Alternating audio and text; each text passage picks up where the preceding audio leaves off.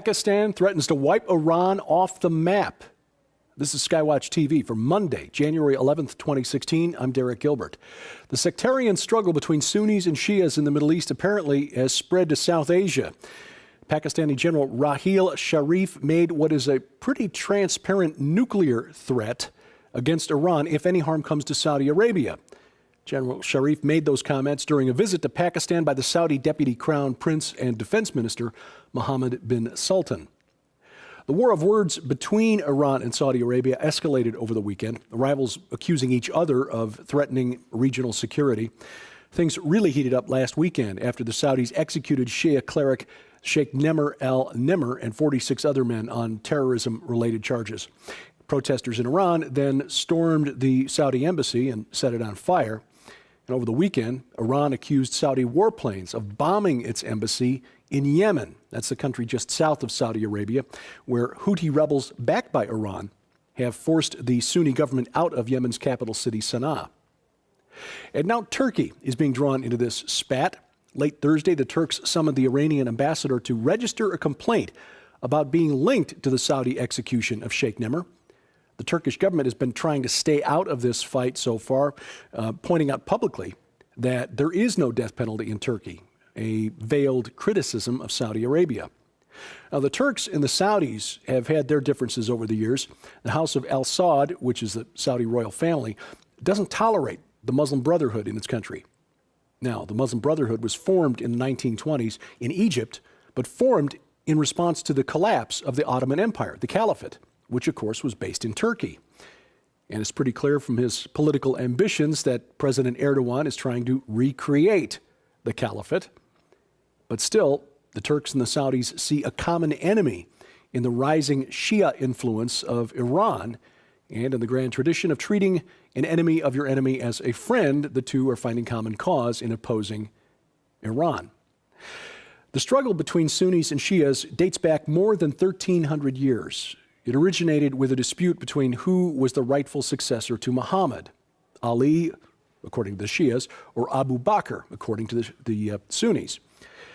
This map on your screen now may explain some of the more recent and less religious reasons for the conflict. The dark green areas are majority Shia, the light green are majority Sunni. And throughout the Middle East, even in Saudi Arabia, most of the big oil and gas fields are in areas that are occupied by a mainly Shia population. Now, the religious fight thus gets nasty because the Saudis absolutely do not want their Shia Arabs controlling that wealth and putting it to use in common cause with Iran. In a sense, the petroleum wealth of the Middle East over the last century has taken what has been a smoldering sectarian dispute and poured gasoline on it. We told you last week about that North Korean nuclear weapons test where the government claimed it successfully tested a new hydrogen bomb. Weapons experts said no, it wasn't powerful enough, but it doesn't have to be. An electromagnetic pulse, or an EMP, could be devastating to the technologically advanced West. And one weapons expert said that's exactly the kind of weapon that the North Koreans tested.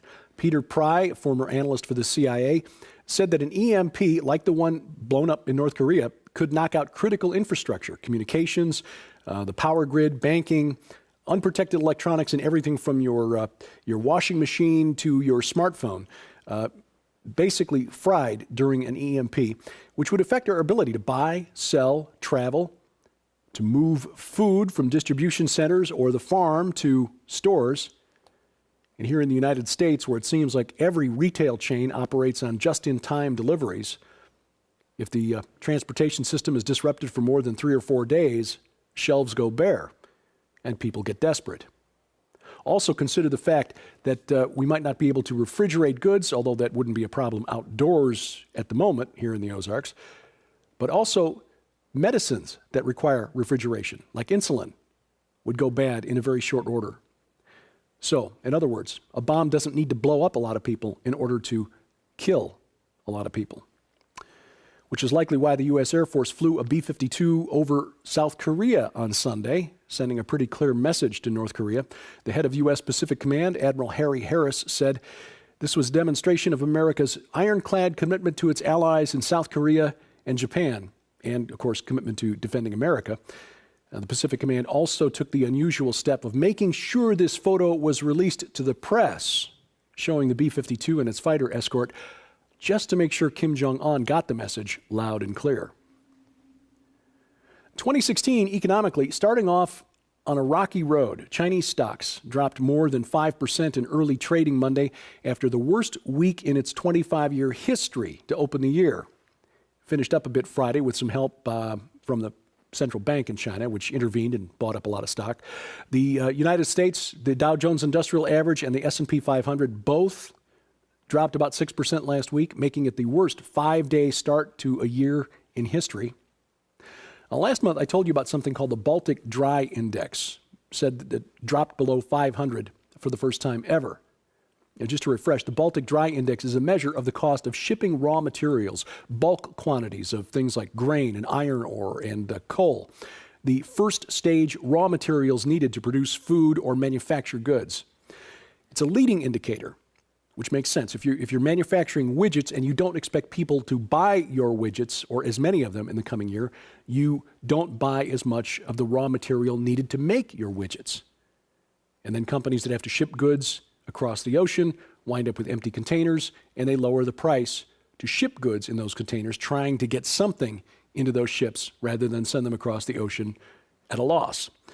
Well, shipping rates dropped, and last week the Baltic Dry Index set a new record low every single day of the week. Closed at Friday at 429. This, not trying to be an alarmist here, just making you aware of this information so you can be prepared. This chart in particular, as a leading indicator, does not bode well for the economy, the global economy, for the rest of the year. In Germany, protesters turned out for a rally in Cologne, about 1,700 people at a rally for Pegida, the anti-immigration political movement that's on the rise. The rally was prompted by news that more than 100 women were sexually assaulted New Year's Eve at the city's big celebration at the main train station. Suspects described by women as Arab or North African in appearance, immigrants seeking asylum in Germany, admitted by the government of Chancellor Angela Merkel. People are angry that the police were unable to contain the situation and furious that police apparently tried to downplay the role of immigrants when talking to the press, possibly to minimize the political damage to Chancellor Merkel. In the 10 days since New Year's, it's also emerged that similar attacks took place in Hamburg, Stuttgart, Frankfurt, and in Helsinki, Finland. The German newspaper Bild reported over the weekend that a police official in Frankfurt said strict instructions had come down from the authorities not to report crimes to the press committed by asylum seekers. Now, not every crime committed in Germany is routinely reported to the press, but it is unusual for the police not to report the identities of specific groups of perpetrators. And a government spokesman admitted that the policy was put in place to avoid giving right-wing organizations like Pegida political ammunition. And now a similar situation is developing in Sweden, where it turns out that at a concert last July in Stockholm, teen girls and young adult women were molested, large numbers of them, by men at a concert, taking advantage of the press of the crowd to get away with groping and molesting, sexually assaulting these women. In that case, Stockholm police did try to go to the press, but one of the leading daily newspapers, after being contacted, declined to run the story. They weren't interested in publishing that story until the story of the New Year's Eve assaults in Cologne became known. Now the word is coming out. Swedish authorities are promising an investigation to find out why the newspaper felt it wasn't newsworthy. One of the most dangerous doctrines in the Christian church today is a belief in replacement theology, the idea that God is done with the Jews. His chosen people, for rejecting Jesus Christ, have been written out of God's end times prophecies. What are the consequences, the implications of replacement theology? Well, we talk about that with New York Times bestselling author Joel Richardson. He's our guest on SkyWatch TV tomorrow night. He'll join us in studio along with my best friend and wife, Sharon K. Gilbert, as we discuss his new book, When a Jew Rules the World. SkyWatch TV airs on the Christian Television Network Tuesday night at 9:30 p.m. Eastern Time. That's UTC -5 On satellite TV, the Christian television network airs on DirecTV, channel 376, Dish Network, channel 267, and the Glory Star satellite channel 117. You can also watch it on the internet at ctnonline.com. We need your support to continue getting the word out via television, and so we appreciate your financial support and for your gift during the month of January of any amount, a tool to record the events of this year, which may be more exciting than we had hoped for, the Miracles Journal, containing a number of devotional scriptures, and this very attractive wooden bookmark. Our gift to you for your gift of any amount during the month of January, while supplies last. Instructions on how to donate posted at skywatchtv.com. And you'll find us on the internet here at these places. If you want to help us out and money's a little tight, just give a click and share or like at one of these places. And if your curiosity's piqued about what I think about various things, here's where I hang out on the internet. If you have any questions or comments for us, please send those to dgilbert@skywatchtv.com.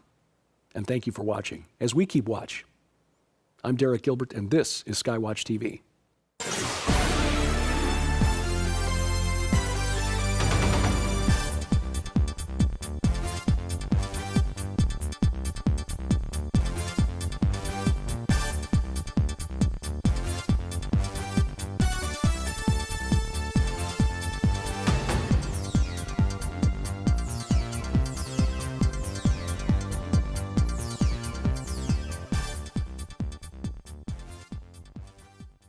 TV for Monday, January 11th, 2016. I'm Derek Gilbert.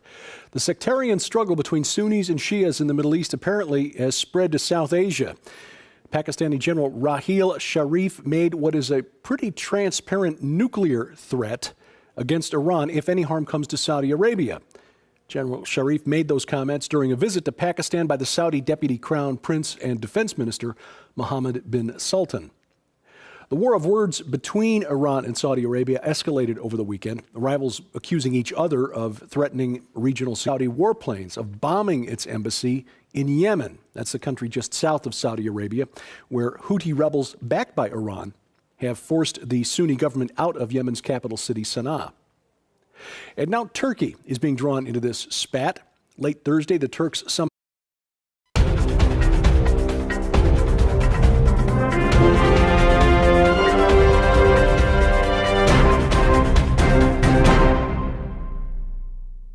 Pakistan threatens to wipe Iran off the map. This is SkyWatch Security.